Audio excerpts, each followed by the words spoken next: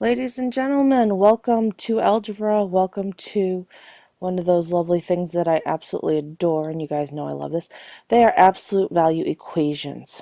So, for example, if we have the absolute value of 10, this means that x is equal to 10, and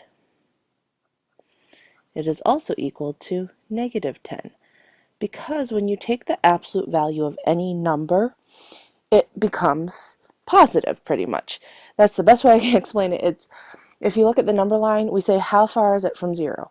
We're not looking at is it from the positive direction or the negative direction.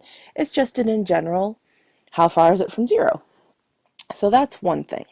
Sometimes though we'll have the absolute value of x plus 3 equals 15.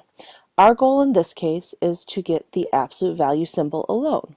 In order to do that, because remember I'm going to draw my line through my equal sign, since it's crossing over this equal sign, I have to subtract 3 from both sides. These cancel, and then we get the absolute value of x equals 12. So this means x equals 12 and x equals negative 12. It's kind of nice how that works. I do enjoy that part. And that's just, kind of more of that basic, which I know you already know. So then what happens though when we start doing bigger things? So for example, absolute value of x plus 4 equals 10. So in this case, we have more than just an x inside our absolute value sign. So when that happens, we have to make a positive and a negative equation. So my positive equation is going to look like this. X plus 4 equals a positive 10. Then we just solve, subtract 4 from both sides, and we get x equals 6. But then we also have the negative 1. You have to have one of both when you have more than one thing inside the absolute value sign. So we have x plus 4, but this time it equals a negative 10. This is why we have that negative and positive. So this is going to be a minus 4. Both sides cancel, x. And remember, when we're adding two negatives, or taking a negative and subtracting a number, it becomes a bigger negative, so this is going to be a negative 14.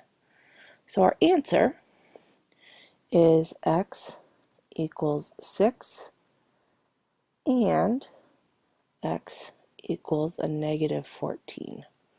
Okay? Hopefully so far so good. Remember to ask questions. Pause when you need to.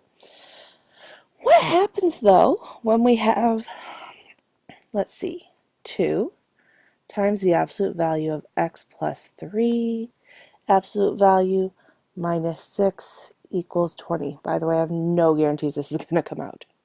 So we are going to follow all the steps we would for solving an equation, but our main goal is to get the absolute value alone. So that means we want to get all of this by itself.